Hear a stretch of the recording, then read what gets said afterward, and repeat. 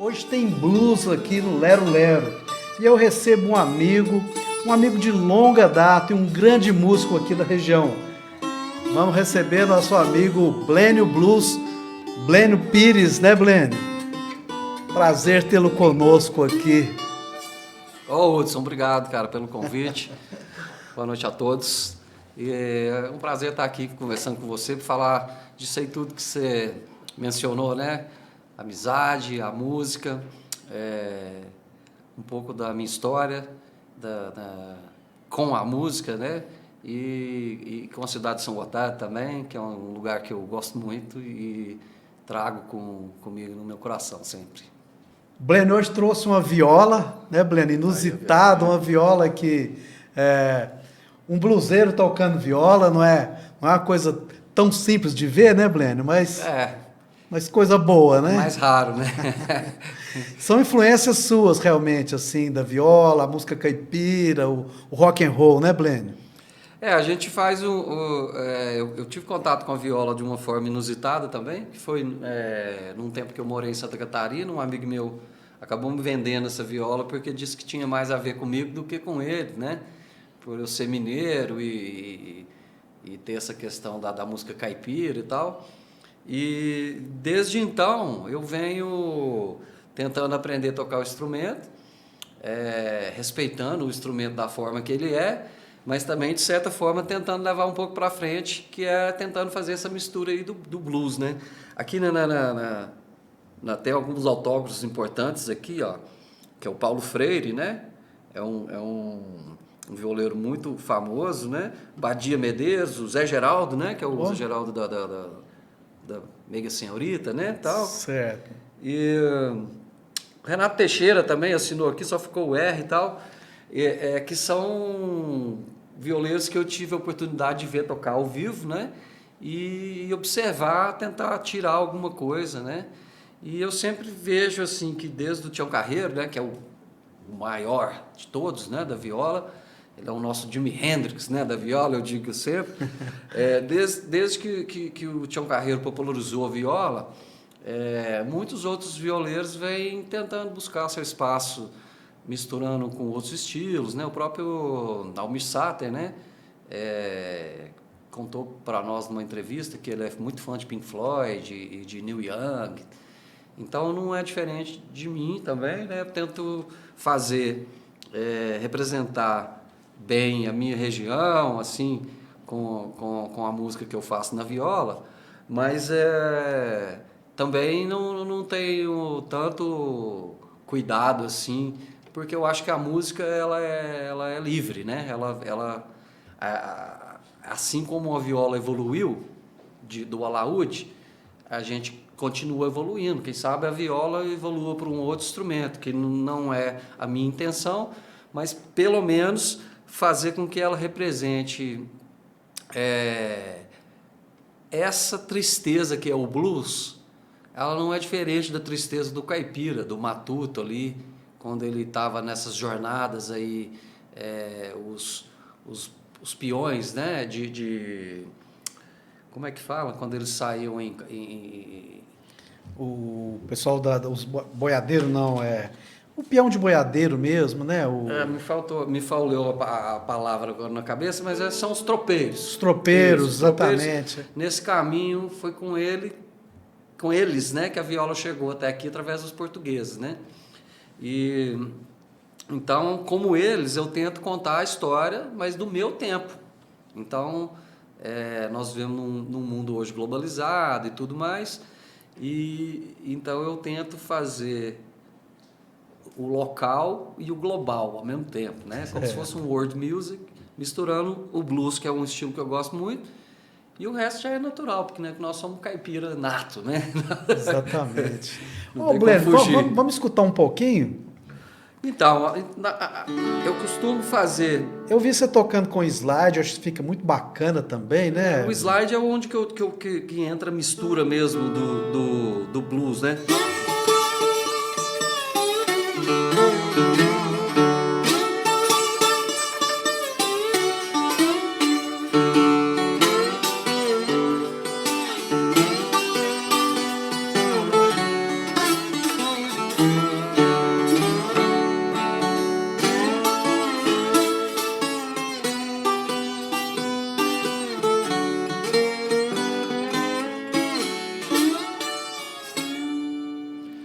vê que ela tem uma sonoridade nossa, né?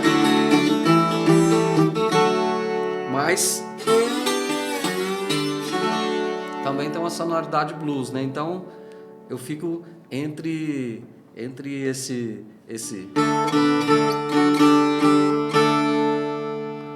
Avohai, né?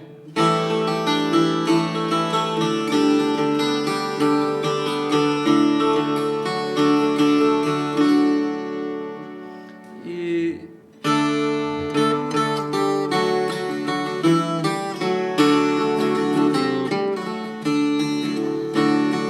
I once had a girl, or should I say, she once had me. Mas a pessoa Misturando fala todos esses Beatles, universos. E aí eu faço um pouco da minha música, que daí eu faço as duas coisas. Eu trago o blues para a música caipira e eu tento levar a música caipira para o blues com os nossos ritmos daqui misturado com o blues, não só usando o blues como base na receita, vamos dizer assim, Entendi. né? Então, Entendi racionalmente. Mostra pra nós, assim, na quando prática. eu fui fazer o meu que primeiro é? disco, assim, que essas músicas vinham na cabeça, tudo elas surgiram depois que eu comecei a tentar aprender a viola, né? Que eu comecei a lidar com a viola e fui procurando as notas. Aí eu meio que usei da esperteza, cada nota que eu ia aprendendo, eu tentava compor uma música, sabe? Então, assim, saíram algumas. Essa é a música que é mais escutada lá no Spotify. Galera que quiser ir depois conferir lá, né? Blênio Blues no Spotify, todas as plataformas que são usadas para ouvir música, no Deezer, no YouTube, né? Tem tudo lá. Essa é o Curupira.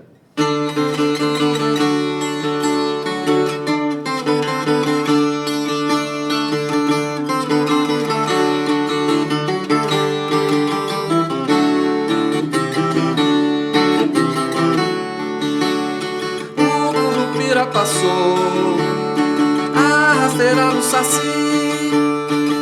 O saci se levantou, na vereda escalou a copa de um buriti.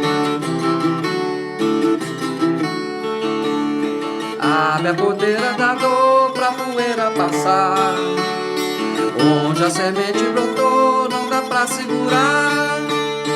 Vai virar tudo floresta, vai correr tudo pro mar.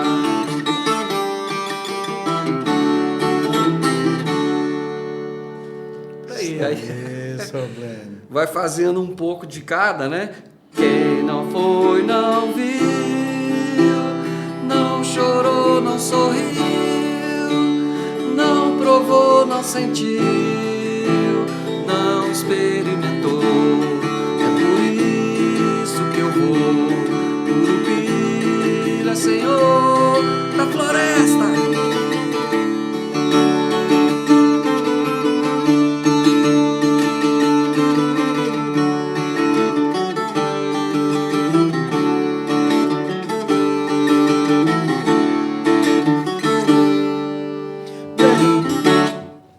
Opa!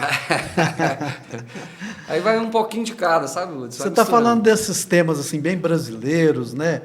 Você é de Carmo, Paranaíba, Blênio? Sou de Carmo do Paranaíba e vivi aqui durante a minha infância em São Gotardo. Em 73, me mudei para cá com a minha família. Meu Você pai mudou bem novinho para cá. com 3 anos de idade. 3 anos de idade? É.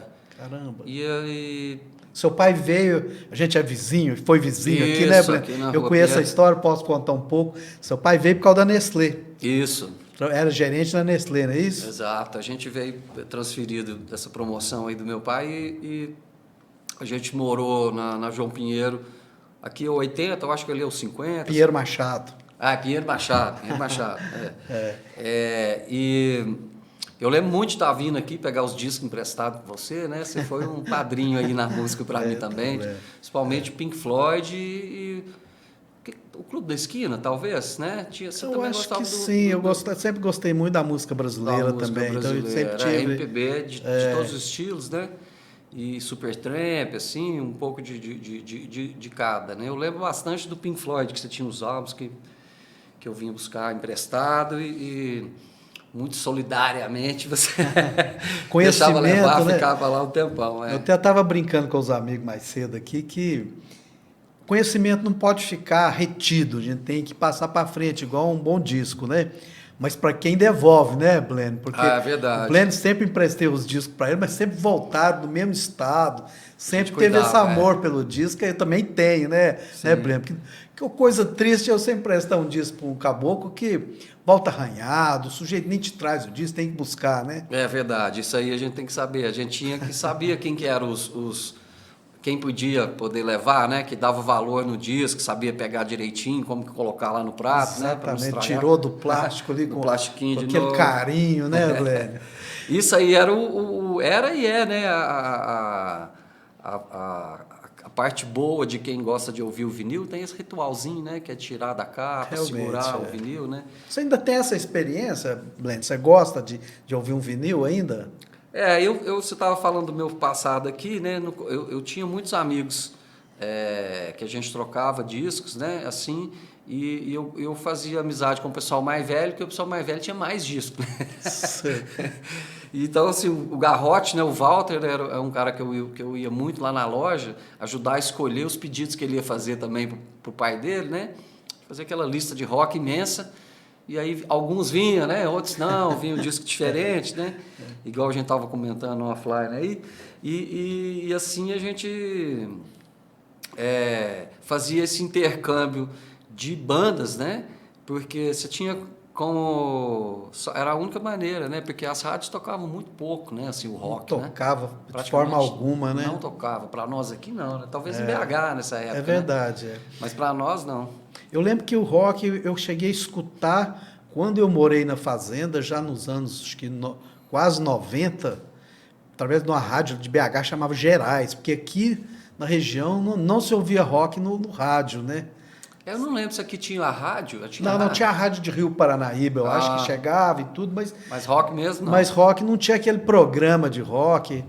Uma época mais difícil, mas nem menos heróica, né, Bleno? Para você conseguir um bom disco, né? Tem essa nostalgia, assim, né?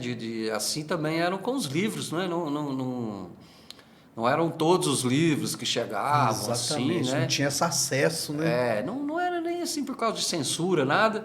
Porque não chegava mesmo, né? Eu acho que nós estávamos numa época bem diferente, né?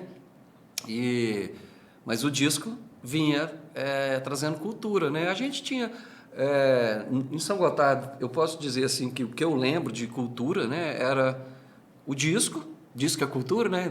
Falando tem escrito lá no disco, e o cinema que existia, né? O Cine São Luís, Seu Clarimundo e a banca de revista. A banca de revista da Vera.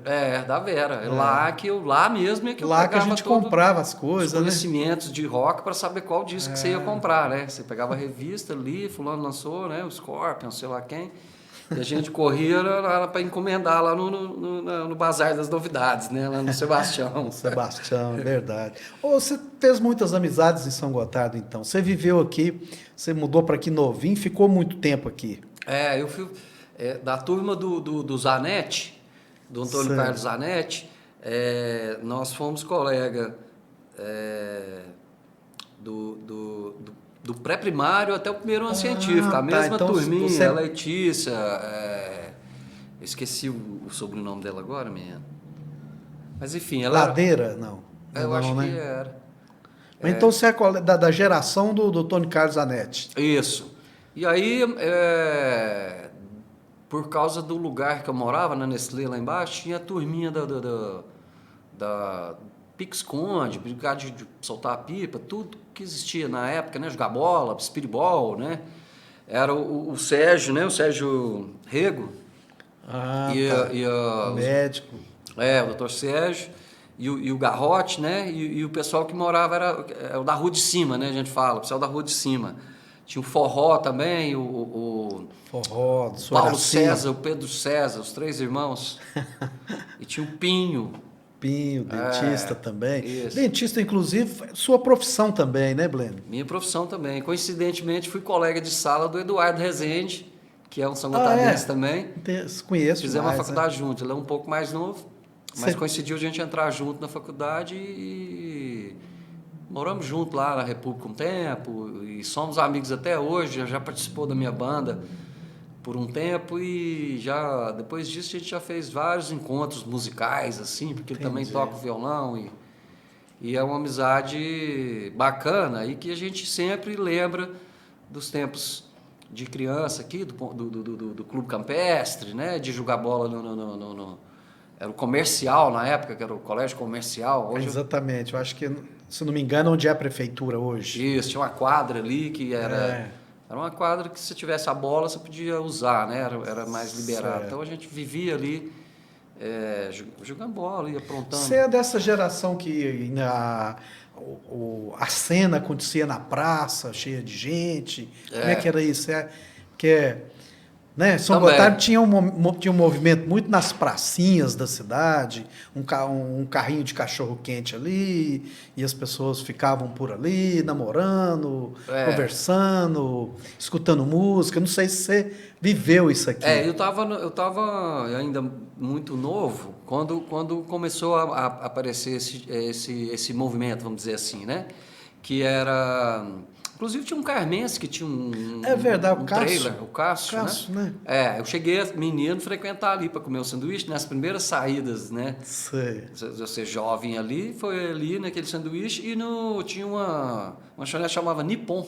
Nippon, Então, verdade. Ainda existe hoje o restaurante Nippon. O restaurante Nippon ainda está lá até hoje. Ele mudou de local, mas ainda é a mesma família que toma conta. Ela ali ficava, tinha Minas Caixa, o supermercado do pai do Alexandre ali, o bar do Nanau, né? Ah, então você é dessa época ali perto, ainda nem era o Vado, era o Nanau. Era o Nanau, isso, tinha um que posto de gasolina ali. Na rua ficava cheio de gente. Isso, um bar muito movimentado. Meu pai frequentava lá e eu gostava de estar ali sempre com ele, escutando os assuntos de política. Eles conversavam de tudo, política, futebol, os botecos clássicos, né? Entendi. Era lá e no Bar Brasil. Meu pai também, quando eu já morava aqui, ó, embaixo, era no Bar Brasil, que era o Bar Brasil é o point. Nosso vizinho aqui, né? Ele era no biquinho ali, ainda está em o outro Gesso, lugar, né? mas o Teteia, né?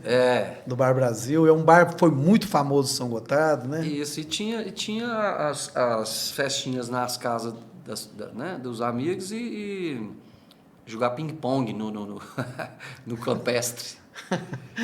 Legal, cara. Tinha um programa assim de jogar ping-pong. Todo mundo ia porque todo mundo queria se encontrar, né? Exatamente. Mas tinha pracinha também, eu lembro da pracinha. Tanto essa aqui da igreja, quanto a outra do colégio, da escola Afonso Pena, né? Que eu estudei lá também. Ficava cheio de gente, igual você falou. O cinema também, as pessoas confluíam para aquele local, então ali ficava rodando. Coisa nossa. Aí já, a época disco, né? Aí já tava lá uns discos, Tim Maia rolava lá no talo. Então você tem um pé em São Gotardo, assim, bastante tempo, seu coração, de certa forma... Tem muito a ver com a nossa cidade aqui. Ah, não, claro. Sim, eu fiquei muito tempo sem vir aqui, Hudson, mas foi porque eu morei em Santa Catarina e acabava que eu vinha para cá, não dava tempo de visitar e tal. Acabei morando em Brasília também, depois morei no exterior, né, nos Estados Unidos e tal. E acaba que não tinha tempo de vir. Mas aí quando eu voltei de novo morar no Carmo, que eu botei de novo uma banda para estar tocando aqui, com intenção já de estar tocando na região mesmo. Logo já fui chamado para tocar aqui e aí, inclusive foi no Mansão, a gente se encontrou nesse dia, eu acho. Foi um dia muito bacana. Tinha muito tempo que já não se via, né? É verdade, os Peppers também estavam tocando. Isso, e mesmo por causa da internet assim, a gente não tinha se falado ainda, né? E a gente acabou se encontrando e naquele dia encontrei muita gente das antigas, Maristela, os amigos Franklin, e muita gente que tinha muito tempo que eu não via e que não mudou, assim. É legal a gente ter essa história do rock, assim. O rock é uma coisa muito interessante porque as pessoas não deixam de ser roqueiras, assim, entre aspas, né? É verdade. É uma escolha e quase que um estilo de vida, assim, porque... Filosofia até, né, Breno? Você tem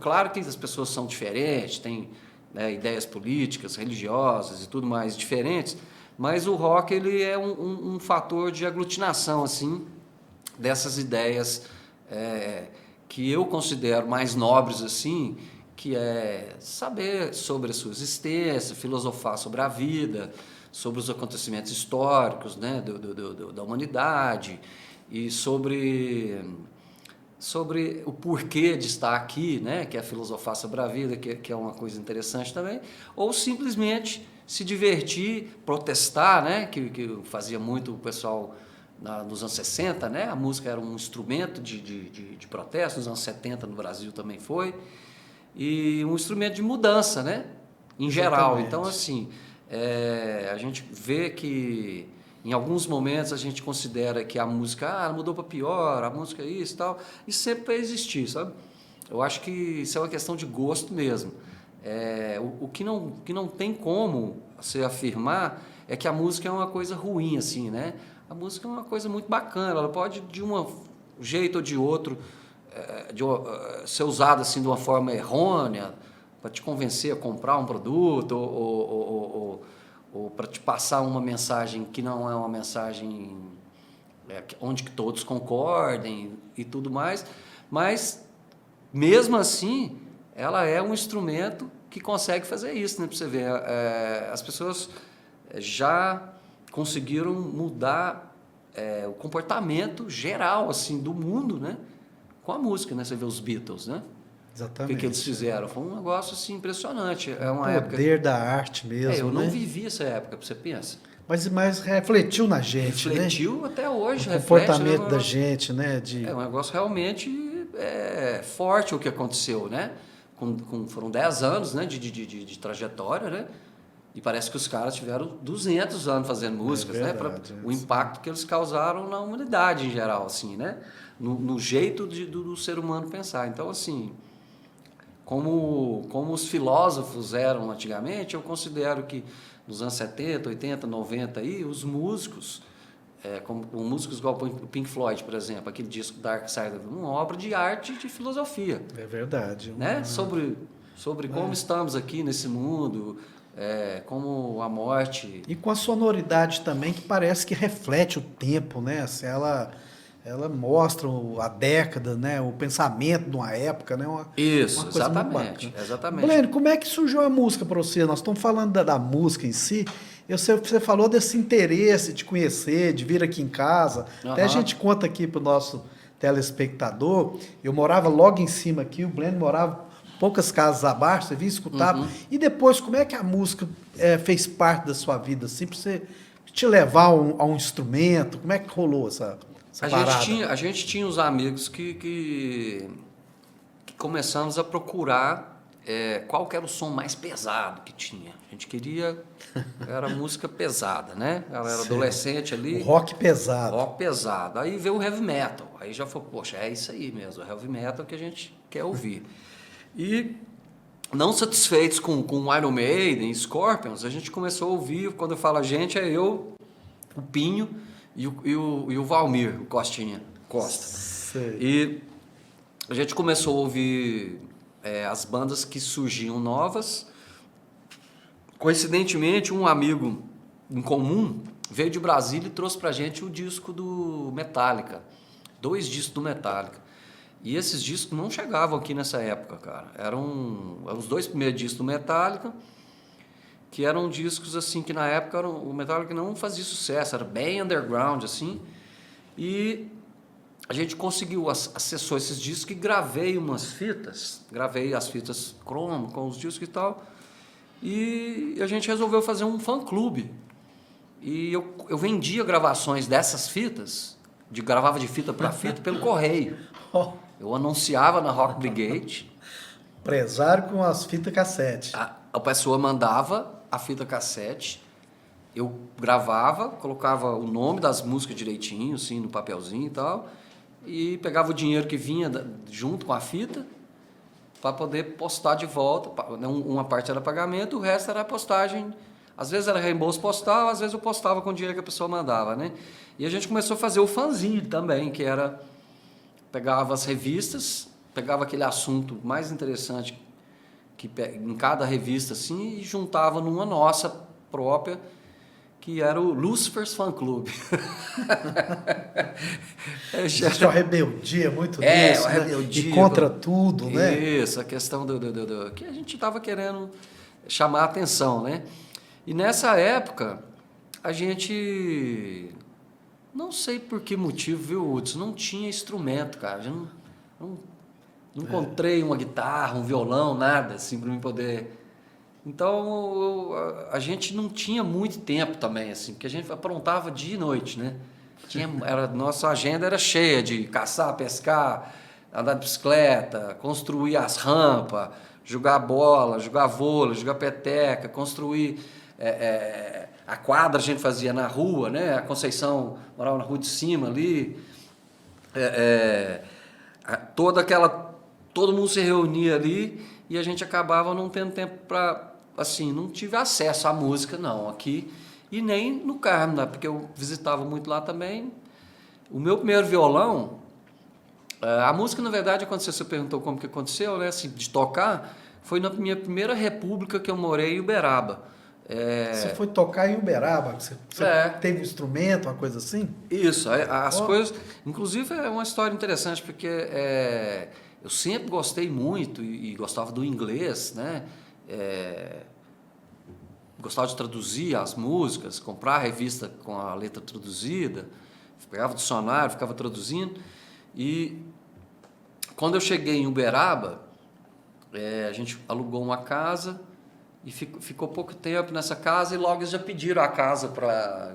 O dono da casa pediu a casa, eu tive que me mudar e eu não tinha lugar para ir. E um amigo que eu tinha deixado ele ficar uma semana na minha casa, porque ele também não tinha lugar de morar no fim do ano, tinha conseguido essa casa para morar e falou, olha, eu tenho um lugar lá. E eu fui para essa república com pessoas de São Paulo, assim, de Ribeirão Preto, e esse outro rapaz era de uma cidade que chama Caconde. Inclusive eu tinha apelido de Caconde. Foi o Caconde que me levou lá para essa república, e o pessoal eram músicos, né? Um deles era músico, e eles marcaram um ensaio lá, essa parte é engraçada, marcaram um ensaio e tinha um cara que tinha um apelido de Sapão, o cara grandão, Sapão, pegava o microfone assim, a banda começava e ele não cantava. Vinha outra música, Jump Jack Flash, do Stones, não. Satisfaction, começava, parava. E eu lá pensei, pô, sei cantar essas músicas aí, né? Aí, enquanto ele foi beber água, peguei o microfone e falei, vai essa aí, Jumping Jack Flash, eu sei cantar essa. Você sabe? Sei, cara. Aí eu não sabia nada, né? Sabia mais ou menos o inglês lá, mas eu inventei um embromation. Um inglês. Mandei um embromation lá, mas eu conhecia a música e falava, caramba, você canta muito bem. Fui contratado aí e comecei a fazer parte dessa banda. Tinha nome a banda? Como é que era? A banda chamava Ave de Rapina. Ave de Rapina? E aí daqui a pouco eles mudaram para Flowers, que daí eles resolveram montar uma banda que era, na época, ficou famoso, banda de cover, né? Não tinha essa palavra. Aí tinha a banda Flowers era o Stones Cover. Aí a gente, para pegar mais shows e tal. Isso foi em 91. Aí quando eu terminei a faculdade, a gente fez muito show. Faculdade de odontologia. De odontologia, durante o tempo de odontologia, eu tive a banda paralelamente como hobby e pagou muitas contas, viu? Porque a gente era uma quebradeira danada de estudante, né? Você ia nas melhores festas, o resumo, sem pagar, e ainda ganhava um cachezinho lá, que não era lá essas coisas, mas depois de um tempo a gente meio que conseguiu uma fama, assim, aí a gente já tinha um cachê que era... eu acredito que se fosse hoje era uns R$2.000, R$2.500, o que não é, assim, para você que está estudante lá... uma grana a mais e fazer uma coisa que você gosta. Cerveja e manter as coisas. Eu era só cantor, né? Não precisava levar nada, era sossegado. E aí, quando eu me formei, que eu tive que vazar de Uberaba para poder trabalhar, que eu fui para Santa Catarina, eu fui para Jaraguá do Sul, uma cidade próxima lá de Blumenau. Aí eu, com 26 anos de idade, é que eu ganhei meu primeiro salário de dentista e comprei meu primeiro violão. Porque eu falei, agora eu vou ter que aprender a tocar. Eu sabia já alguma coisa lá do Raul, que os meninos viviam querendo me ensinar, mas eu falava, ó, é muito lugar para apertar, eu não vou ter paciência, não. Eu não... Deixa quieto, Aí eu comecei tocando umas músicas do Raul Seixas, falei, a gente vai treinando, vai aprendendo, né? Eu sabia tocar umas 5 músicas, vamos dizer assim, Entendi. quando eu comprei meu primeiro violão. Aí, falei, eu vou comprar um violão bom, né? Comprei um Yamaha lá e tal. E aí falei, agora eu preciso aprender a tocar. E aí tive aulas com um colega que foi depois da minha banda. Ele era um professor de música que tocava todos os instrumentos e tal. De profissão mesmo, ele era baixista, mas tocava teclado, gaita de boca, tudo. E ele gostava do blues. E foi um achado, assim, para nós lá, porque, tipo, ninguém sabia sobre blues, assim. Entendi. E o cara sabia ensinar diretamente aquilo. Falou, não quero aprender outras coisas, não, quero aprender só o blues mesmo. Aí falei, bom, porque o blues é a base das coisas e tal. Aí depois eu fui entendendo que era bobagem querer aprender só o blues, mas é porque eu estava meio hiperfoco ali nessa época, querendo continuar. E nessa época eu já tinha decidido que eu queria ser bluesman, né? Eu queria deixar de ser roqueiro, assim, em tempo integral e ser um cara do blues por um tempo, assim, porque a música me pegou. O B.B. King, assim, quando eu ouvi os primeiros discos do B.B. King, eu falei, não, é isso aí. Ele e o John Winter, sabe? Que os Stones também, claro, né? Porque tinha muito blues, mas o John Winter e o B.B. King e o Celso Blues Boy, quando eu escutei, eu falei, não, é esse estilo Que eu gosto. quero fazer. Eu gosto e como eles são a essência do negócio, é aí que eu vou me aprofundar. Aí comprei a coleção do Robert Johnson, né? Todas as gravações que ele fez. E de lá para cá eu venho tentando me aprofundar cada vez mais, aprender sobre o estilo, assim, apesar de não ser o que eu chamo de xiita, né? Que são assim, aqueles caras do blues assim que, o blues tem que ser assim, assado, 12 compassos, não sei o quê. Eu considero o blues um sentimento e a música também. Então, tipo assim, é uma forma de você estar demonstrando o seu sentimento, né? Então isso pode acontecer no blues, no rock, na polca, na música caipira, né? A tristeza do Jeca é a mesma coisa do que o blues. O blues é a tristeza, né? Então você pega, por exemplo, a viola, que deu origem à música caipira, era o lamento do negro escravizado, junto com o índio também, mantido em cativeiro sem querer, né? E a saudade do português que não estava na sua terra mesmo, estava num lugar desconhecido. Então, não é diferente dos colhedores de algodão lá Uma de mesma Clarksdale. tristeza, uma mesma saudade, né? Que os negros escravizados que deram origem a esse estilo nos Estados Unidos, a tristeza deles é comparada com a nossa aqui também, e a música é o meio que eles escolheram e que ainda a gente escolhe até hoje para estar podendo difundir o que você sente e um pouco de cultura, porque a cultura nada mais é do que o que a gente faz na vida, né? Qual que é a nossa cultura? A nossa cultura aqui é uma coisa mais voltada para fazenda, para uma coisa assim mais do agro, mas à medida que a gente vai tendo acesso a outras culturas e oportunidades de desenvolver, a gente desenvolve economicamente, desenvolve intelectualmente, né? não porque musicalmente também, né? Você vai misturando os outros estilos com aquilo que você é e trazendo uma coisa às vezes nova e às vezes nem tanto, né? Porque fazer uma coisa nova assim, realmente é cada vez mais difícil, até porque hoje a gente tem acesso a tudo muito rápido, né? É uma coisa complexa mas isso, a gente né? não para de tentar porque a vontade do artista no final mesmo é se expressar e, se possível, conseguir registrar no tempo, né, numa música, aquilo que você viveu, do tempo que que você passou por aqui nessa existência, né? Vamos dizer assim. Bleno, vamos fazer uma música desse tempo que você viveu em Uberaba. Você se lembra? Você falou de Jumping Jack Flash, por exemplo. Não sei se dá para fazer na viola, se você quer pegar o violão. Jumping Jack Flash? Por exemplo, mas um material que você curtia nessa época aí. Pode ser na viola também? Claro, claro.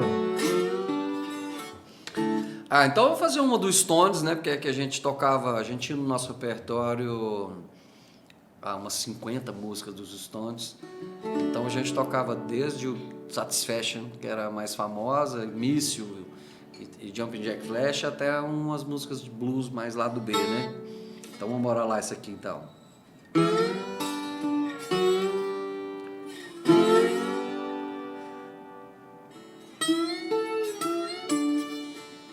Take me to the station and put me on a train.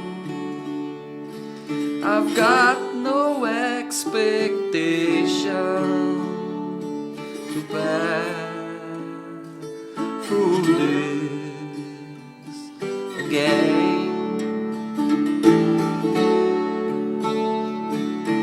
Once I was a rich man, now I am so poor, but never in my sweet short life I felt like this before. So take me to the airport and put me on airplane. I've got no expectations to bear through again. É uma tristeza, né, de certa forma, né, da Verdade, partida e tal. Nesse ponto, a questão do inglês, você morou também nos Estados Unidos, você canta realmente as palavras, hoje em dia não tem tanto embromation mais, Bleno, como é que é? É engraçado essa história, Lúcio, porque assim, hoje eu fico imaginando as palavras que eu inventei, né? Mais pela sonoridade. Tudo. Eu tinha algumas músicas do Led Zeppelin mesmo que a gente não tinha muito acesso. Sbillow Tchau, né? Que nem o Grave Brawley, né? Escrevia ali e cantava, velho. Aí, hoje eu escuto, né? E aí eu consigo compreender a letra, assim, eu fico rindo por dentro, né? Como se diz, pensando, nossa, como... Nem que se eu tentasse, sabe, agora, parece que fazer aquele inglês, né? É meio como é que eu complexo, inventava né? aquilo? E cada dia era uma letra diferente, né? Porque você não tinha como lembrar daquilo. Então, assim, hoje facilita muito para você decorar a letra, claro, né? Porque daí você não tem que lembrar das palavras, né? Porque, por exemplo, eu cantava certo também. Algumas músicas que eu tinha acesso à letra, eu decorava o som da palavra, que eu gostava, sempre gostei do inglês, e aquela eu cantava certo. Mas eu não sabia o que eu estava cantando. Nesse ponto o que eu estava falando, o que aquela letra estava falando. Entendi. Mais ou menos. Tô dançando o Jack Flash, mas eu não estava sabendo o significado. E quando você sabe o significado, você coloca a voz também junto. Por exemplo, uma música do Pink Floyd, você cantar ela, ou do Bob Dylan, sem saber o que está falando, perde um pouco do sentido, assim, né? Verdade. E é até difícil, né? Bob Dylan eu só fui gostar e entender. Gostar não, porque eu sempre gostei, mas eu só fui entender a música do Bob Dylan, por que ele é tão fera, assim, tão respeitado, quando eu comecei a entender as letras. Falei, é verdade, né? Que é uma... Atrás daquela música ali tem uma poesia profundíssima, com um inglês muito rebuscado. Eu considero ele um dos meus professores, ele e o Frank Zappa. Exatamente. Que são os músicos que eu comecei a ouvir lá e falar assim, nossa, eu preciso falar. Um roqueiro como ele ganhar um Nobel, né, cara? O cara tem que realmente escrever bem, né? Ele é o único, né, cara, que tem o Nobel, o Oscar e o verdade. Grammy. O Grammy ele tem vários, ele nem busca mais. Blênio, você tem muita memória para cantar? Como é que funciona isso? Assim, você guarda as coisas? Como é que é a sua memória para cantar e para tocar? Aí vem essa história. Depois do inglês facilitou bastante, porque, por exemplo, quando eu vou cantar Míssil, do Stones, por exemplo, eu sei que ele conta uma história de uma noitada, né, onde que as meninas chamam para sair e ele está falando de saudade, que sente saudade dela e tal. Então, assim, eu consigo... Eu não preciso pensar que eu vou cantar. Eu chego, a música começa como se fosse em português já. A gente, né, já pega... Tenha medo, tal João do Santo Cristo. Não sabe a letra inteira, às vezes, que essa é uma música muito grande. Mas a maioria já sabe, né? Entendi. Se tiver um outro cantando certo, você vai junto cantando. Então, assim, ajudou bastante. E a minha memória não ajuda muito, assim, não sou um cara bom de decorar, mas eu tenho uma boa memória visual. Então, eu pego, já usei muito aquela pastinha aqui, ó, para ficar mais seguro, e de tanto ver, eu acabei decorando. As músicas que eu toco hoje em dia, eu não uso mais a pastinha nem nada. Assim como também quando eu aprendi a tocar violão, eu não conseguia tocar sem olhar na revista. Aí eu nem sei como que eu me livrei disso, mas hoje eu já toco todas as músicas no automático. Eu acho que é o hábito mesmo e eu tive... o meu jeito de aprender foi um jeito meio preguiçoso, mas meio que funcionou para mim, sabe? Porque foi assim, eu já ia aprendendo, já compondo e já tocando, ensaiando num palco lá. Quando formamos a banda Uru Blues, a gente tocava só música autoral. A banda Uru Blues já não Santa é de Catarina. Uberaba mais, Santa Catarina. Isso, me formei, né? Fui para lá. Você foi trabalhar em Santa Catarina? Isso, e com como esse dentista, violão, como dentista. Como dentista, exato. E continuava à noite tocando, ensaiando com a galera. Não, aí tem a história do Uru Blues que é interessante, que tinha um barzinho que eu lanchava lá à noite, durante o tempo que eu ainda não tinha casa, morava no hotel. E esse barzinho, tô escutando um som assim em cima, tinha um segundo andar. Falei, mas esses caras estão tocando um blues ali? Que coisa é essa? Vou lá. Aí subi, cheguei lá, tinha uma banda ensaiando. Aí comecei a conversar, falei para eles, também toco e tal. E mais ou menos igual no esquema do Sapão, né? Um cara lá falou, preciso ir jogar vôlei. Aí era o guitarrista. Falou, então tá, né? Fiquei esperando. Aí ele foi e a guitarra ficou, né? Aí os meninos, você toca aí, ué. Falei, não, a guitarra do cara aí, não posso não. Não, você não vai portar não, pode pegar aí a guitarra. Falei, então tá. Aí toquei um Raul Seixas lá pra eles e já fui direto no blues, né? My baby lips so red, singing and cry. Aí eles, nossa, esse cara é muito bom, cara. Ele é muito melhor que nós, ele toca um blues, vamos botar ele na banda. E eu tava assim, só sabia tocar 5 músicas do Raul, né? Essa era uma, né? Que aí eles me botaram na banda, mas eles eram também uns iniciantes, assim, que estavam todo mundo aprendendo, comprou instrumento há pouco tempo. E falei, ótimo, já tinha uma música própria, que era o que eu queria fazer, estava interessado em continuar compondo e tal. Pensei, tem 3 músicas prontas, eu vou trazer, a gente vai tocar. Mostrei as músicas, gostaram. Formamos a banda em si mesmo, né? Com baixo, bateria, tudo certinho. E começamos a tocar nas festinhas todo mundo era engenheiro da VEG, que é uma empresa grande que tem lá, né? De motores elétricos e tal. Os 3 eram engenheiro e eu dentista, né? Então tinha as festinhas lá no clube deles que eles tinham lá. A gente sempre tocava só autoral. E começamos a ter um público que ia depois nos shows, quando a gente passou a tocar em barzinho, por causa das nossas músicas, a gente não sabia tocar outras.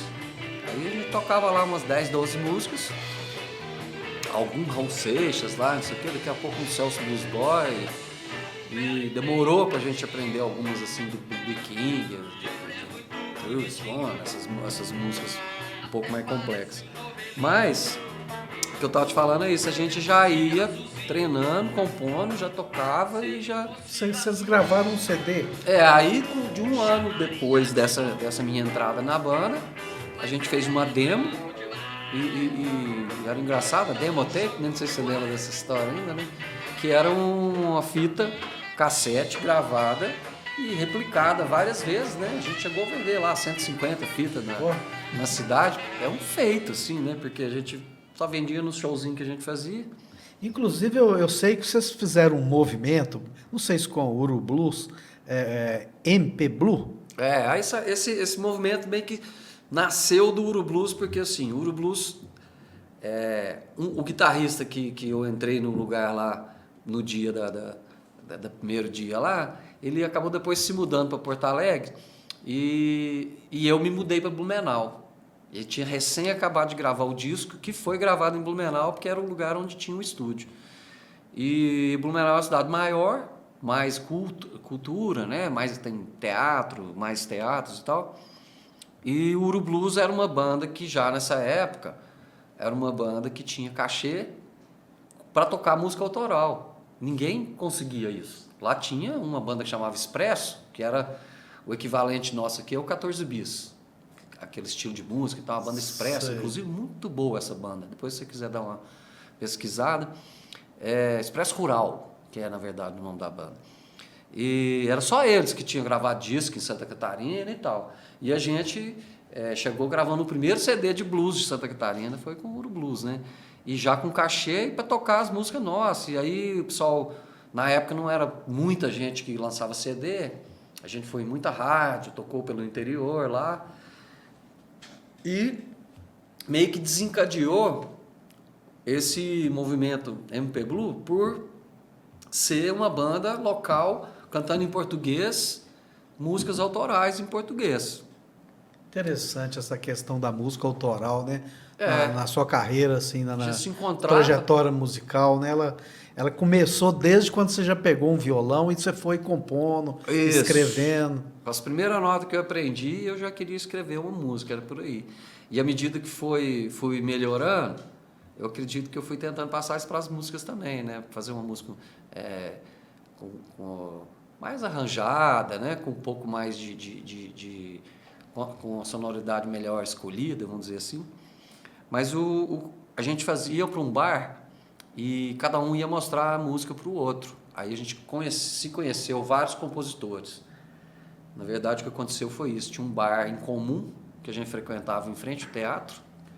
Eu morei 6 anos em frente ao teatro lá, sabe? Foi o que me deixou bem ligado com a cultura.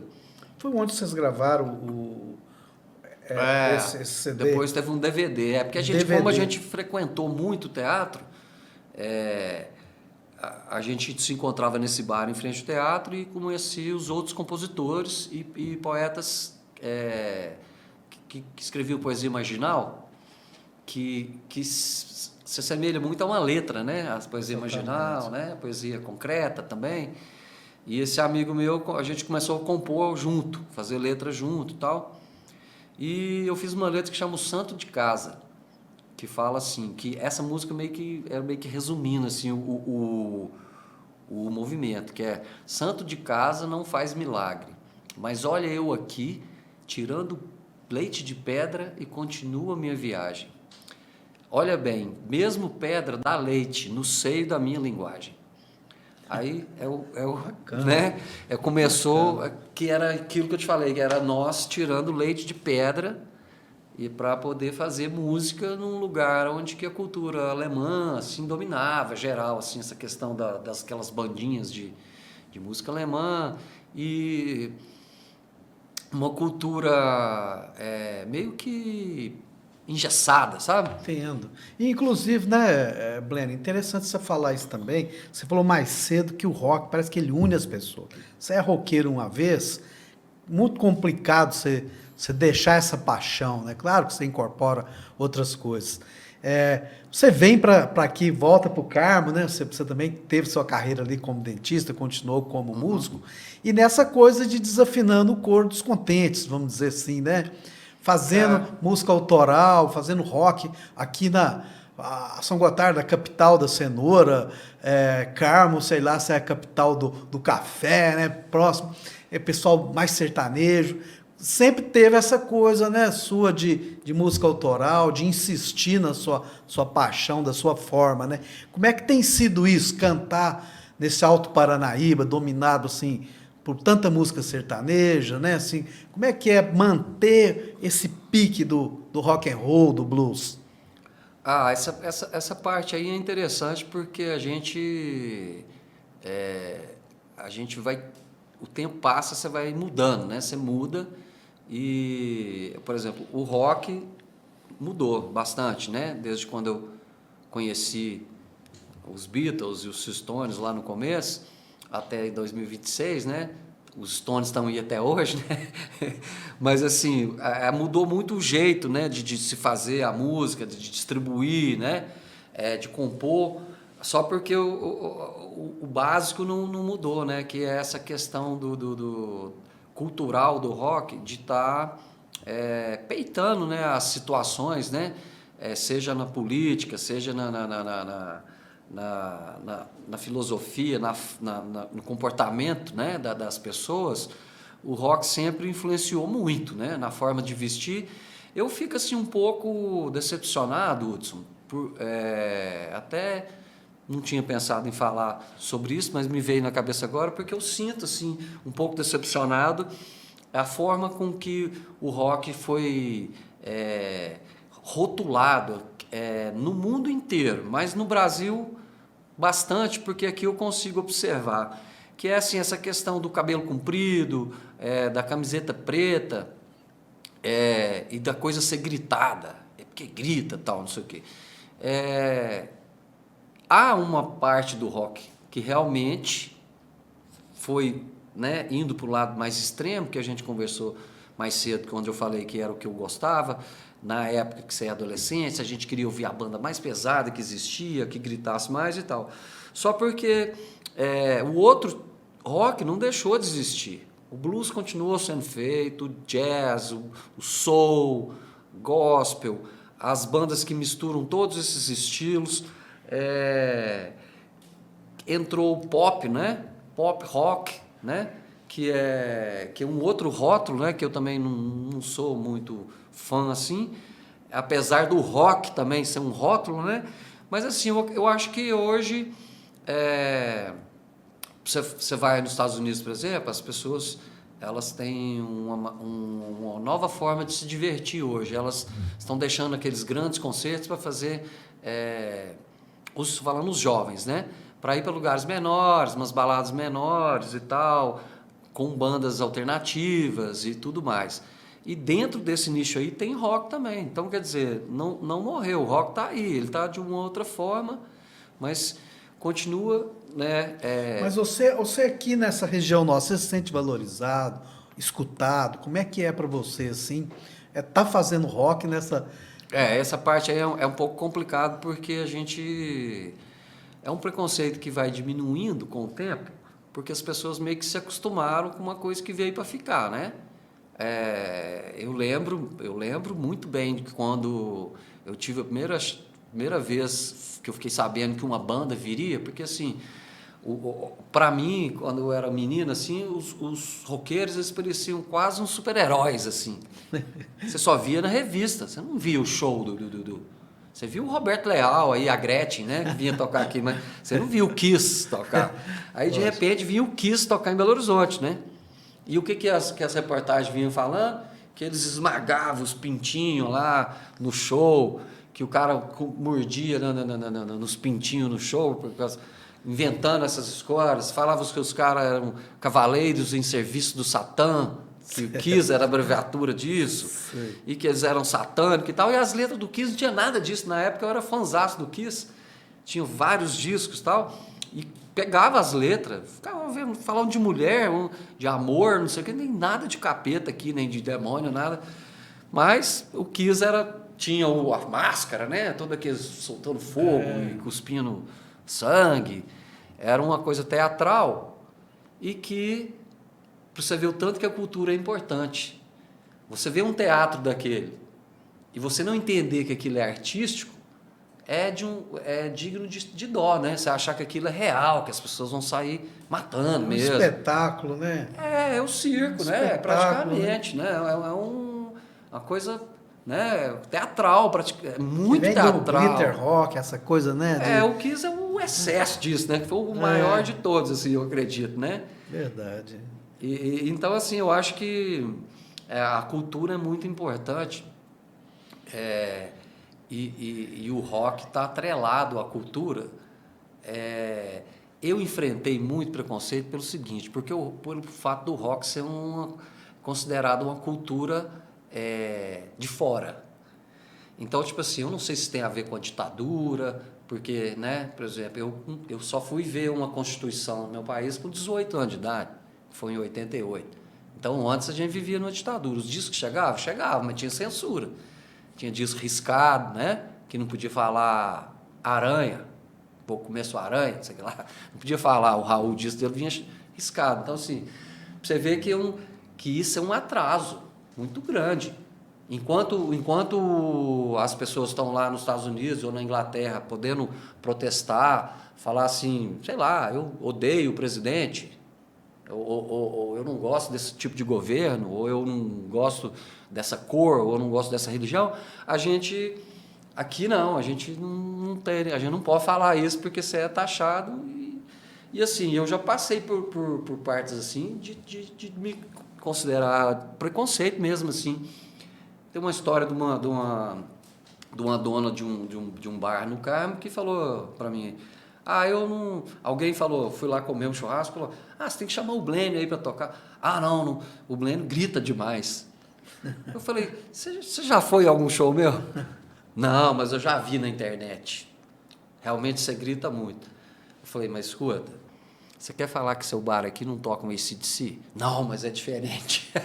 Entendeu? É verdade. Ele grita AC/DC, né? Você é o Blênio gritando, entendeu? Então esse preconceito eu senti. Você é da terra, né? É diferente para você. Né? Você não pode gritar. Deixa o cara de Patos gritar. Você não, entende? E olha que Carmo até tem fama, assim, de ser uma cidade de rock, realmente, assim. Lá parece que é até mais bem aceito que aqui, por exemplo. Agora nós temos uma cena em São Gotardo de rock, mas isso é raro, assim. Tem muitos anos que não aparecia uma banda, desde que apareceu o Calibre Paralelo, por exemplo. Sim. Lá no Carmo não, é diferente, né? Eu sei.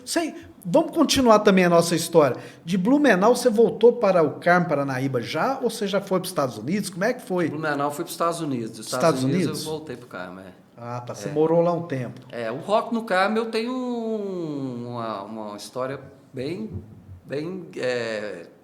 enraizada lá, porque quando eu cheguei lá, que aí eu tinha os meus amigos aqui, os roqueiros, que a gente só falava disso e colecionava disco, cheguei lá, tratei de encontrar, né, os companheiros da galera do rock. E o Lucifer's Fan Club fechou e eu inaugurei lá o Satan's Fan Club. Aí, nessa época, assim, o pessoal ficava um pouco grilado, né, porque você pensa, as coisas aconteceram diferente, porque até falei isso no documentário que fizeram sobre o rock lá, porque assim, eu cheguei no Carmo, o pessoal não estava usando calça de tergal ainda, entendeu? E aí, eu considero que aqui a gente estava um pouco mais moderno, por estar um pouco mais perto de Belo Horizonte. Então, muita gente trazia disco e tal, e essa interação com Belo Horizonte parece que era maior do que no Carmo. Eu fui para lá, achei assim o pessoal um pouco atrasado na questão do rock, né? E da moda, assim, também. E eu já cheguei com os moda de roqueiro, né? Com os pet, aqueles negócios. Tentaram me colocar apelido de xerife, né? Por causa que era um colete e os broches, assim, né? Igual do Sepultura, né? Mas aí, quando eu fui explicar, eu falei, não, isso aqui você não conhece o Sepultura? Os caras, não, nunca se conhece. Então, você vai saber quem é o Sepultura. Nessa época, eu já tinha ido com a convite, representar o Lucifer's Fan Club lá em BH, no lançamento do disco do Sepultura e Overdose. Conheci pessoalmente eles, estive na casa deles na época, fiz a cobertura pessoalmente desse lançamento, desse primeiro disco deles em BH e tal. Então aí lá eu já voltei metaleiro, né? Não podia chamar de metaleiro, né? Mas eles chamavam nós de metaleiro. O Blênio é metaleiro. Ó, headbanger, né? A gente fala headbanger, metaleiro não. Mas aí encontrei essa galera lá que juntos a gente meio que fez o Carmo virar a cidade do rock. Porque a gente era muito atrevido. Aonde a gente ia, tinha que tocar rock. Senão a gente reclamava. Quem é essa galera? São os meus amigos de lá do Carmo, que inclusive a gente tem intercâmbio carmense com o Pinho, com o Costinha, com o Cláudio e o Hélio Augusto, meu amigo do Carmo. Intercâmbio, são amigos entre si, por causa do futebol, que a gente vinha também jogar bola aqui, e por causa do rock. E o Carmo, depois disso, parece que não parou, sabe? Mas assim, quem são esses caras? Eram bandas assim ou não? Não, só amigos. Só amigos amantes mesmo. do rock mesmo. Mas na tá. época, Hudson, as bandas sumiram, não tinha. Entendi. O Carmo tinha banda nos anos 60 lá, e até nos anos 70 ali. Depois de 74 até 86 ali, teve um hiato. Porque não tinha instrumento, eu não sei o que Entendi. aconteceu. Então vocês fizeram fã-clube, foram movimentando, até surgiu uma banda lá. Isso, e aí você lembra que veio a época da discoteca, né? Exatamente. Aí a música começou disco, e aí não tinha as bandas que tocavam esse estilo. Acabou as boates indo tudo, não tinha música ao vivo. Certo. Surgiram os DJs, né? Verdade. Aí o DJ substituiu as bandas. E eu lembro, assim, de ter uma ou outra bandinha, mas a minha banda primeira tocou no Carmo em 93, primeira vez que a gente tocou lá. 93? A Flowers, né, que eu trouxe. Foi um evento, assim, eu tenho filmado nessa época, assim, quase que um documentário sobre como a gente se divertia na época. As pessoas iam pra frente do palco, né, não para filmar, né, tirar foto, mas para pular e dançar e cantar junto com a banda, assim. São coisas que a gente foi perdendo. Hoje eu toco, assim, eu vejo pouca gente agitando, assim. Num bar, por exemplo, as pessoas não sentem a vontade para levantar. Né? Fica mais... Você é um cara diferente, né? Eu sempre vejo que você gosta de dançar. Eu gosto muito de dançar rock e você and roll. não se... libertador para mim. liberta, né, nos shows. Eu sempre vejo que você está dançando e aí as pessoas... É legal isso que as pessoas veem que pode, né? Parece engraçado. Ué, mas pode? Pode. O que é, né? Entendeu? É possível, né, Breno? Isso. Parece que a diversão... as pessoas ficaram um pouco mais exigentes, né? Na época, assim, nossa, para nós, uma banda de um amigo tocando já era o suficiente para você se esbaldar. Porque as pessoas perderam o gosto de dançar, né? Uma coisa engraçada, assim, né? Igual você falou, a disco, nos o shows, rock, né? Mudou, assim, a forma de assistir o show, né? Porque... Breno, perdão. Mas assim, me conta, achei interessante você contar isso, essa montagem da cena, por exemplo, de ter o fã-clube, de tudo. Quando que você foi ter uma banda no Carmo, por exemplo? Qual a primeira banda que você... Aí a gente era muito você engraçado. Você trouxe a Flowers que você tocava com o pessoal... Parece que já nasce com você, né? A gente tinha aqui, eu e o Costinha, nós montamos uma banda fictícia. Chamava Metalmorfose. Mas a gente não tinha instrumento nenhum e nem música, nem nada. A gente só queria... ser da banda. Aí essa banda não saiu do papel, né? Porque sem instrumento, ninguém sabia tocar. Fui pro Carmo e lá, mesmo esquema. Ninguém tinha guitarra. Quando a gente ficava sabendo que alguém tinha uma guitarra, vamos lá, tentar formar uma banda. Mas você está falando depois que você voltou de Blumenau? Ou... Não, isso foi antes. Bem antes. Isso bem antes. Sei lá nos anos 86, Entendi. 87, por aí. Eu falo assim, por exemplo, em 93 você já tocava com a Flowers, tocou com o aí já era Paranaíba. banda, já estava quase profissional. Você foi para Blumenau, depois você... Aí você volta para o Carmo, você vai para os Estados Unidos, para o Carmo. Isso. Aí que eu começo a minha carreira como Blênio, né? Como Blênio Blues. Porque eu sempre tive banda e tal. E, inclusive eu tive uma banda de rock pesado, que era o Matéria Escura. A gente gravou um disco em 2015, que foi o meu primeiro trabalho depois que eu voltei dos Estados Unidos. E era um rock pesado em português, com um vocalista que canta no estilo do Brian Johnson. Inclusive tá na Matéria Escura, no Spotify também. Certo. E vale a pena porque ficou um trabalho bem... Que ano que você está falando isso? 2015. 2015? Isso. Ah, tá. E depois você cria o Blênio Blues. Essa banda, eu tinha muita vontade que ela funcionasse, porque ela tinha tudo para fazer de volta um rock, tipo a banda O Terço, sabe? O pessoal já comparou a gente com O Terço. E um rock progressivo, um pouco mais pesado, assim, com um vocal bem agressivo, assim. Essa banda, sim, o cara canta gritado, gritão mesmo, tipo do AC/DC.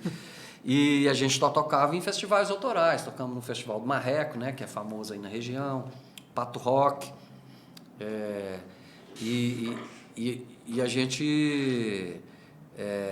aí eu sempre quis ter banda e tal. Aí essa banda acabou, desformou assim, e me deixou chateado. Eu falei, poxa, de novo, agora sem banda, né? Eu vou ter que... O que eu vou fazer? Tava com as músicas na cabeça e fiquei sabendo que uma banda de Patos tinha se dissolvido. 2 dos integrantes tinham ido para os Estados Unidos. E eles tinham gravado um disco excelente, parecido com as músicas que eu tenho no meu primeiro disco. Eu falei, poxa, esses músicos aí agora meio que sobraram ali. Eu vou convidá-los para poder participar do meu disco. Vou ver se eles topam. Aí um deles é produtor, foi onde ele tocou o baixo e produziu o disco com esse pessoal da banda O Berço, que são os organizadores do Marreco lá. E quem são os caras mesmo? eles são o Alan Girardelli, o Ciro Nunes e o Lucas de Paula. Eles são músicos muito conhecidos na cena patense, porque eles carregaram essa cena aí durante anos, a cena autoral. Muitas bandas autorais de sucesso no meio underground brasileiro vieram tocar aqui no Festival Marreco. Tive a oportunidade de tocar lá com a banda Matéria Escura. E esse pessoal me deixou muito empolgado, porque meu disco saiu muito do jeito que eu queria, entendeu? Saiu os músicos muito bons. Eu falava, você faz assim, e o cara... Não, deixa comigo, que era muito parecido o disco deles com as músicas que eu tinha já pronta na minha cabeça, né? Então, eu sou muito orgulhoso desse primeiro disco que eu fiz, porque foi o início e porque ele saiu assim, exatamente como eu queria. Nem sempre sai igual tá na sua cabeça, entendeu? Você fala, deixei daqui, ficou ótimo, mas é diferente. Esse não, isso que foi exatamente o que eu queria, ficou na música, sabe? O clima, assim, da música. Entendi. E tal. Falar nisso, eu até anotei aqui, eu peguei... você me mandou, né, Blênio? Você passou por várias bandas e agora você está tocando blues também, aqui na nossa América Latina, né? Rodando pelos países aqui. Eu queria fazer, para as pessoas que estão nos assistindo, conhecer um pouquinho da trajetória do Blênio. Ó, você está contando, em 2015 você voltou para o Carmo e lançou um EP, Matéria Escura, né? Matéria Escura. Né? Em 2019 que você fez seu primeiro trabalho solo, né? Exato. Chamava Blênio, Blênio, Blênio. Isso. Não é isso? Depois você fez um EP também, Face. Isso, no caso aí é Face. Mas Face, aqui é também, português mesmo. É em português, No mesmo ano vocês criaram a Blue Stones, com o Igor Cupim. Isso. O Igor é aquele menino guitarrista? Isso. Blue Stones é para tocar os covers, né? Foi porque você se apresentou no Mansão. Isso, exatamente, quando a gente se encontrou, se reencontrou, né? Vocês tocaram em Tiros também, teve Tiros. Um pessoal ali, né? Em 2020 você já começa a participar dos festivais internacionais, né, Blênio? Em 2020 estava tudo preparado para a gente fazer o show através desse disco meu, o Face, que é um disco mais blues. Fui convidado para tocar no Festival Internacional de Quito, no Equador. E aí veio a pandemia, né? Danado da pandemia. Você deve se lembrar, né, do meu aniversário, né? Tem um copinho aí, ó. O Hudson teve lá no meu aniversário de 50 anos. Realmente, uma festa fez uma incrível. Matéria legal pra caramba, né? Uma festa muito alegre, muito trouxe a banda Flowers, ó, nessa época. Pedi aqui, professor, para mostrar para nós aqui o copo aqui do Blend, né? Da festa. Foi muito incrível essa. E essa festa foi engraçada porque ela foi no dia 7 de março, né? A gente tocou nessa festa, depois a gente tocou aqui em São Gotardo e no outro final de semana já era lockdown. Ah, tá. Então acabou que não teve como você ir Aí fazer lockdown, o festival. não fui pro festival de Quito e participei durante 2 anos seguidos online, que daí eles faziam um festival online. A gente Tá. filmava, mandava, participava ao vivo em alguma E esse chamada. convite, como é que rolou isso? Assim, esse conhecimento com esse festival de Quito, como é que foi Pois isso? foi um negócio interessante, porque o que aconteceu? Foi o fato de não ter ido foi muito interessante, porque o fato de não... Quando tem o festival, vamos supor que tem 20 bandas. Quando não teve o festival, eles eram umas 60 bandas que poderiam participar do festival de forma online, cada um gravando meia horinha ali de show. E eu fui conhecendo muita gente. Aí conheci o pessoal do Paraguai, Chile, Uruguai, Bolívia, Equador, Colômbia, México, muita gente do México. Estados Unidos também, bandas não tão conhecidas, né, não famosas. E aí, com o advento da internet, né, com o Facebook e o Instagram, você tem acesso a essas pessoas e a arte deles, né, aquelas músicas, os discos, né, de como que eles estão fazendo blues em espanhol, né, como que eles são espanhóis, mas cantam em inglês, como que é que eles... como que eles se viram, onde eles tocam, né? Onde eles comem, onde dormem. E aí, então, a gente... houve um intercâmbio muito grande, né? E eu tive chance de tocar em festivais durante a pandemia, Posadas, que é na Argentina, Corrientes, que é uma cidade lá... como é que é o nome da cidade? Trelew, parece Trelew, o nome da cidade da Argentina. México, Espanha, tudo online. E assim eu conheci muita gente, né? Entendi. Outras bandas que tocavam, quiseram trocar ideia comigo e tal. E no Equador, aí eu fui em 2024. O ano passado. Ano passado eu fui presencial. Presencial. Aí com, sim, com a banda do Blue Stones. Foi você Isso, lá dentro. peguei a Blue Stones e transformei em Blend Blues Band para poder tocar só o repertório autoral. Inclusive a gente tocou num bar lá como Blue Stones, porque daí é outro repertório, né? Certo. Mas aí vocês tocaram. E como que é esse festival? Assim, como que ele é organizado? Assim, Esse festival é super bem organizado, ele já está na sua 18ª. A gente participou da 18ª, esse ano vai para a 19ª já. Ele é um dos festivais mais importantes da América Latina, porque ele, para mim, ele é o mais importante, porque ele é um festival que leva o bluseiro conhecido e aquele não tão conhecido, aquele bluseiro super técnico e aquele bluseiro que está começando. Tem o blues autoral, tem o blues bem cover, parecido com o americano. Então, ele deixa permear todos os estilos de blues. Uma banda um pouco mais blues rock, a outra banda já é um blues de uma pessoa sozinha, que é um one-man band, né, que fala. E ao passo que os festivais de blues no Brasil ficam repetindo os mesmos nomes, já pessoas que têm certa fama no circuito de blues. Os festivais famosos não abrem muito espaço para os novos bluesmen, assim.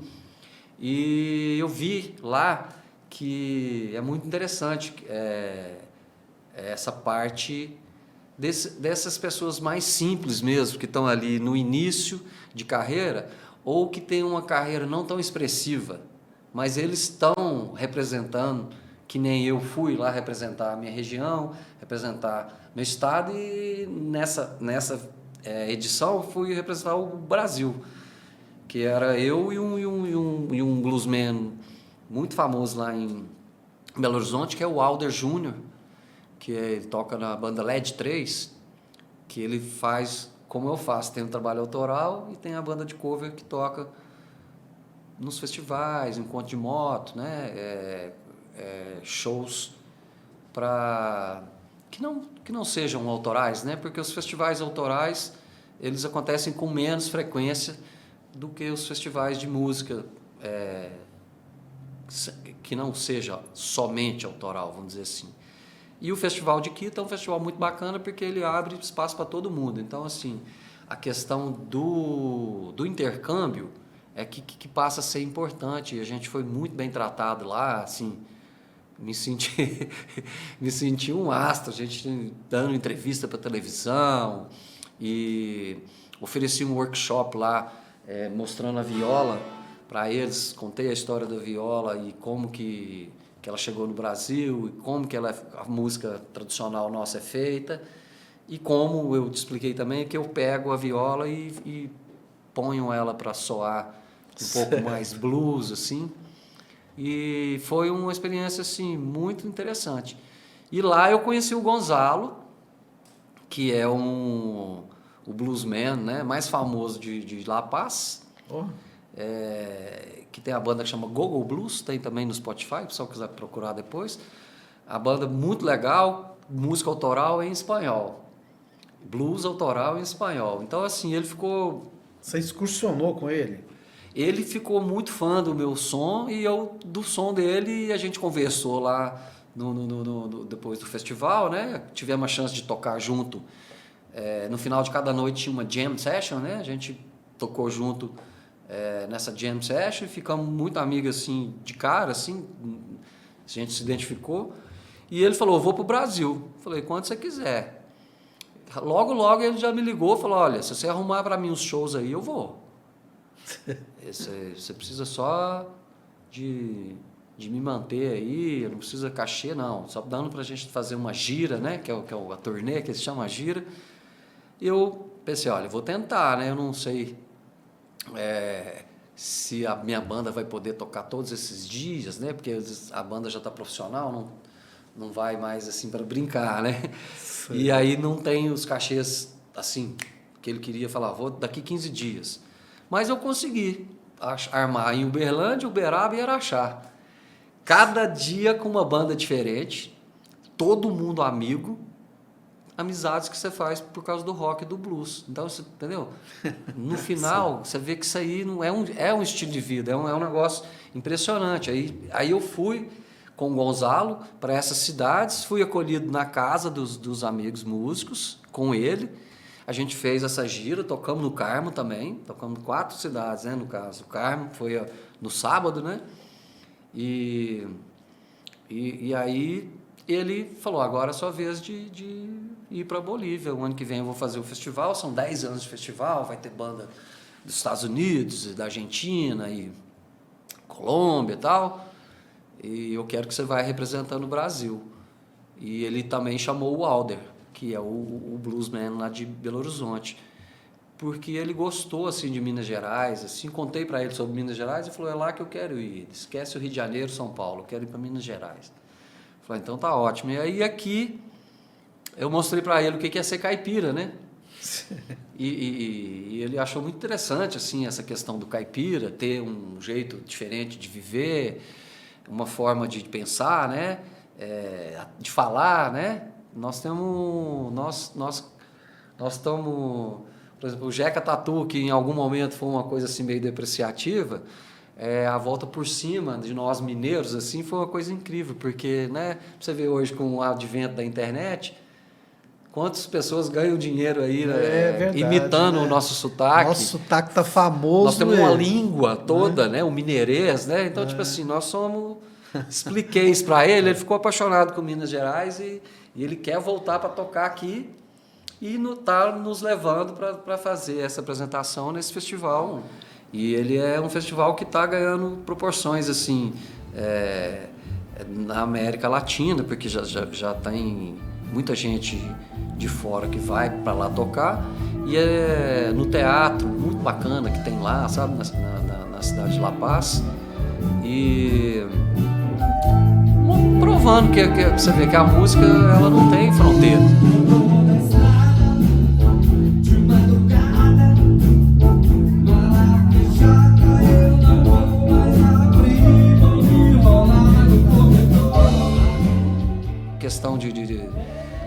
falou antes, assim, da liberdade, da música ser blues, ser rock, ser jazz, ou, por exemplo, nos meus discos lá, você vai ver que eu vou permeando ali entre blues, rock, psicodelia, um pouco de música caipira, né?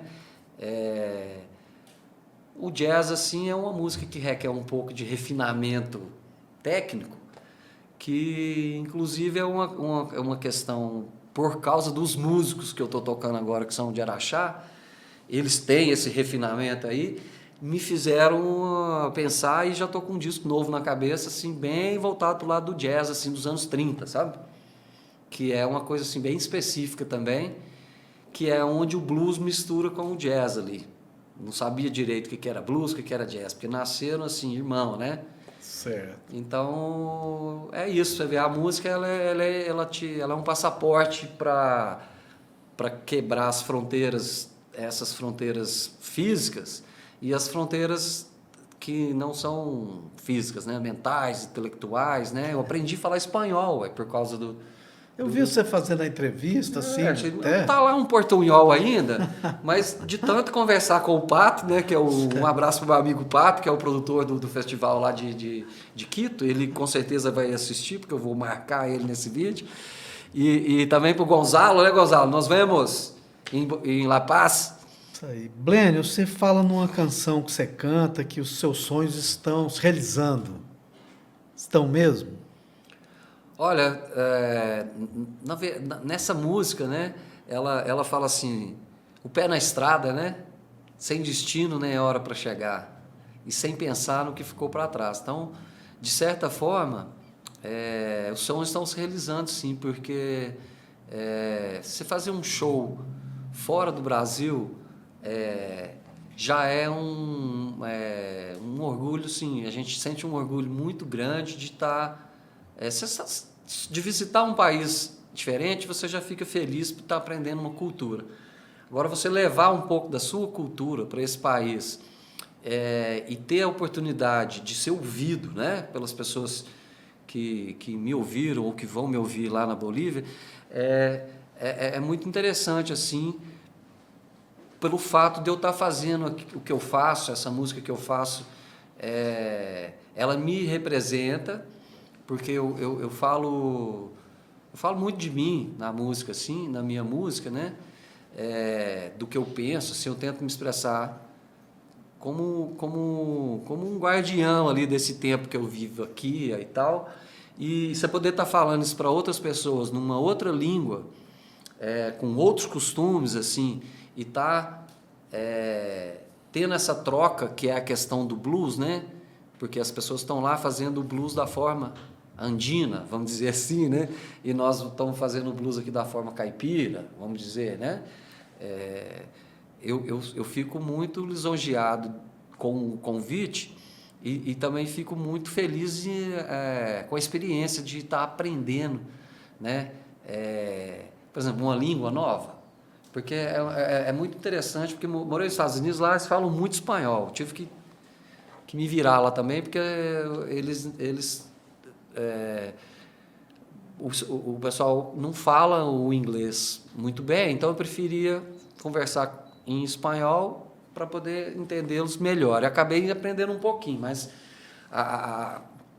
por último, essa viagem, né, foi praticamente o diploma, né, para você poder estar no país mesmo e falando o tempo todo uma outra língua e até compor, né, porque eu acabei fazendo uma música que chama La Fronteira, que é uma música que meu irmão, na verdade, compôs, e eu fiz a letra, passei em espanhol e em inglês, a mesma letra, com algumas modificações, falando sobre a travessia do México, a travessia das fronteiras da mente, né, que são as mais difíceis de quebrar, e essa música ela é cantada em inglês, espanhol e português. Então, com músicos de Tijuana, Obregón, que é uma cidade que fica no deserto de Sonora, no México, Córdoba, na Argentina. São esses 3 músicos que participam. Então, assim, dessa música que chama La Fronteira, que está lá no meu disco lá. Então, esse intercâmbio, que é o que eu queria dizer, não tem preço, sabe? Por exemplo, nós fomos para Quito, chega lá, você interagir com 20 bandas de outras nacionalidades, todos num mesmo festival, com workshops, onde eu aprendi muito com outros, tive a chance de poder estar falando um pouco da viola para eles lá. Assim, é uma bagagem incrível, a amizade que você faz com as pessoas nos lugares onde a gente dormiu, onde a gente comia, os bares que a gente frequentou, assim, o tempo foi pouco, mas eu tenho certeza que se a gente voltar, a gente fez muitos amigos lá também, sabe? Então, assim, realmente não tem nem palavras para explicar o tanto que é interessante e o tanto que me deixa feliz, né? Você te perguntado se o pé na estrada fazia a gente ficar feliz, é muito bom poder viajar, conhecer outros países e tal, mas mais ainda é poder estar mostrando a música e, de certa forma, representando nossa cidade, nosso estado, nossa cultura, né? Bleno, muito obrigado por sua presença aqui. Eu que agradeço. Pessoal que quer conhecer o Bleno, vai nas redes sociais, não é isso, Bleno? Tem É isso aí, disco estamos lá novo. no Instagram, tem disco novo aí na área. Vocês podem acompanhar pelo YouTube esses festivais, os quais eu citei aqui, em Posadas, na Espanha. Tem tudo gravado lá no meu YouTube, se a pessoa quiser ver. Tem uma parte que a gente fez acústico, com banda. O show que eu fiz no Festival de Quito, no Equador, nós tivemos o privilégio de ser escolhido assim, para ser a banda que foi filmada, assim, que foi para mídia lá, né, para TV, assim, tal, representando o Brasil.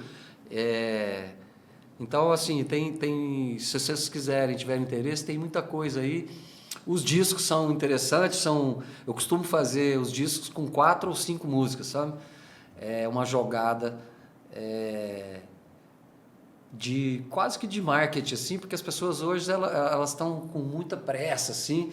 Eu acho que se eu lançasse as músicas, 12 músicas de uma vez, iam, sabe, falar, não, vou escutar só essas aqui. Então eu vou lançando de 4 em 4, que é para você take your time, take it easy, vai devagarzinho, escuta. Se você não gostou, troca de disco, porque eles não são iguais. Alguns são um pouco mais para o lado caipira, outro para o lado do blues, um pouco mais do rock. Quiseram ouvir o Matéria Escura, tá lá também. E eu agradeço, cara, é muito importante programas igual o seu e a amizade igual a sua também. Obrigado. Feita no rock and roll, né? E na cidade interiorana, que é uma coisa que eu sinto muito orgulho também de pertencer, de ter nascido no Carmo, ter sido criado aqui. A minha infância, eu tenho ótimas lembranças de São Gotardo. Eu costumo dizer que a minha personalidade foi formada aqui, né? Porque dos 3 aos 14... É verdade, é um momento bem significativo. Significativo, e eu aprendi a gostar da música aqui, então assim, eu devo muito ao que eu sou, às amizades que eu tive aqui em São Gotardo e a essa cidade, assim, assim como onde eu nasci, que é o Carmo, eu considero aqui minha segunda casa, né? Porque depois que eu voltei a tocar aqui, aquilo para mim, aquela noite lá foi muito interessante, porque rever os amigos, né? E aí eu voltei um novo Blênio, né? Que eu era só o Blênio amigo, né? Agora eu era o Blênio músico, né? E com a banda de Rolling Stones, né? Que eu sabia que vocês eram fãs, né? Assim como eu, né? Então isso tudo para mim eu te agradeço, cara, de novo pela amizade e longa vida o Lero Lero aí, para apoiar a cultura de São Gotardo. Você é um baluarte aqui da cultura de São Gotardo. Eu te acompanho sempre nas redes sociais aí e vejo que o trabalho que você faz precisa ser mais reconhecido, porque eu sei que você já é bastante reconhecido, que as pessoas te respeitam muito, mas assim, a gente precisa valorizar sempre mais, o tempo todo, as pratas da casa, né, que o pessoal fala, né? É verdade, a gente falou mais cedo, né? Às vezes né? O cara lá de fora pode gritar, pode fazer.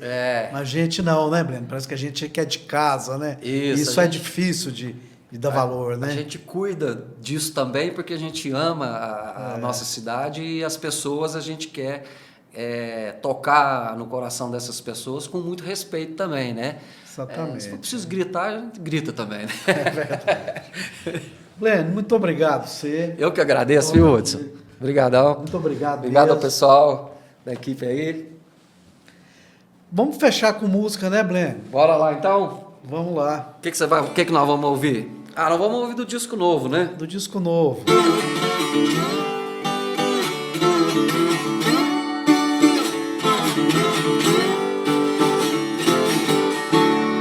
Tem muita coisa no mundo que o dinheiro não pode comprar. Num instante é um porto seguro, no outro te atira no mar.